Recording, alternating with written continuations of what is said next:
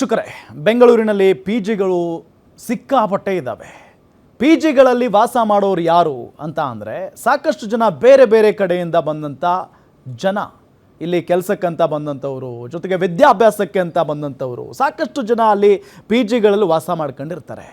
ಯಾಕೆ ಪಿಜಿಗಳ ಬಗ್ಗೆ ನಾವು ಮಾತಾಡ್ತಾ ಇದ್ದೀವಿ ಅಂತ ಅಂದರೆ ಪಿಜಿಗಳು ಎಷ್ಟರ ಮಟ್ಟಿಗೆ ಸೇಫ್ ಅನ್ನೋ ಪ್ರಶ್ನೆ ಅದು ಕೂಡ ಬೆಂಗಳೂರಿನಲ್ಲಿ ಈಗ ಉದ್ಭವ ಆಗಿರೋದು. ಯಾಕಪ್ಪ ಅಂತ ಅಂದರೆ ಬೆಂಗಳೂರಿನ ಯಶವಂತಪುರ ಇದೆಯಲ್ಲ, ಯಶವಂತಪುರದಲ್ಲೇ ಒಂದು ಮತ್ತಿಕೆರೆ ಅನ್ನೋ ಒಂದು ಏರಿಯಾ ಇದೆ. ಆ ಏರಿಯಾದಲ್ಲಿ ಆಶೀರ್ವಾದ್ ಲೇಡೀಸ್ ಪಿ ಜಿ ಇದೆ. ಆ ಲೇಡೀಸ್ ಪಿ ಜಿಯಲ್ಲಿ ಒಂದು ಹೆಣ್ಣು ಮಗಳಿದ್ದಾರೆ, ಪಾಪ ಐಶ್ವರ್ಯ ಅಂತ ಹೇಳಿ ಆಕೆ ಹೆಸರು. ಆಕೆ 2,500 ರೂಪಾಯಿ ಕಳ್ಕೊಳ್ತಾರೆ ಆ ಪಿ ಜಿಯಲ್ಲಿ. ಆಗ ಅದನ್ನು ಆ ಪಿ ಜಿ ಓನರ್ಗೆ ಹೇಳ್ತಾರೆ, 2,500 ರೂಪಾಯಿ ಕಳೆದು ಹೋಗಿದೆ ಸರ್, ನಂದು ಸ್ವಲ್ಪ ಹುಡುಕ್ ಕೊಡಿ ಅಂತ ಹೇಳಿ. ಅದಕ್ಕೆ ಆ ಓನರ್ ಸಿಕ್ಕಾಪಟ್ಟೆ ಎಗರಾಡಿ ಆಕೆಯ ಮೇಲೆ ಹಲ್ಲೆ ಮಾಡೋದಕ್ಕೆ ಮುಂದಾಗ್ತಾನೆ. ಏನನ್ನೋದನ್ನು ನಿಮಗೆ ಆಕೆ ಬಾಯಿಂದನೇ ಹೇಳಿಸ್ತೀನಿ ಸ್ವಲ್ಪ ಕೆಲವೇ ಕ್ಷಣಗಳಲ್ಲಿ.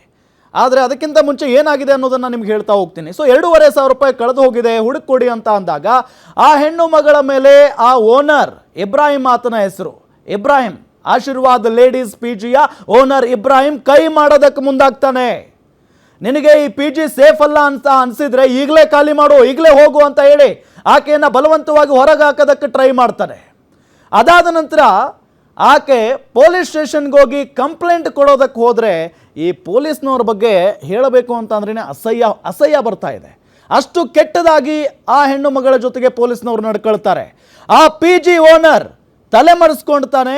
ಆತನ ಜೊತೆಗೆ ಪೊಲೀಸ್ ಸ್ಟೇಷನಲ್ಲೇ ಕೂತ್ಕೊಂಡು ಮಾತಾಡ್ತಾರೆ, ನಿನ್ನ ಮೊಬೈಲ್ನ ಆಫ್ ಮಾಡ್ಕೊಂಬಿಡು ಅಂತ ಹೇಳಿ. ಇದೇ ಪೊಲೀಸ್ನವ್ರು ಹೇಳ್ತಾರಂತೆ, ಯಶವಂತಪುರ ಪೊಲೀಸ್ನವರು. ಎಲ್ಲಿಗೆ ಬಂತು ನಮ್ಮ ಪರಿಸ್ಥಿತಿ?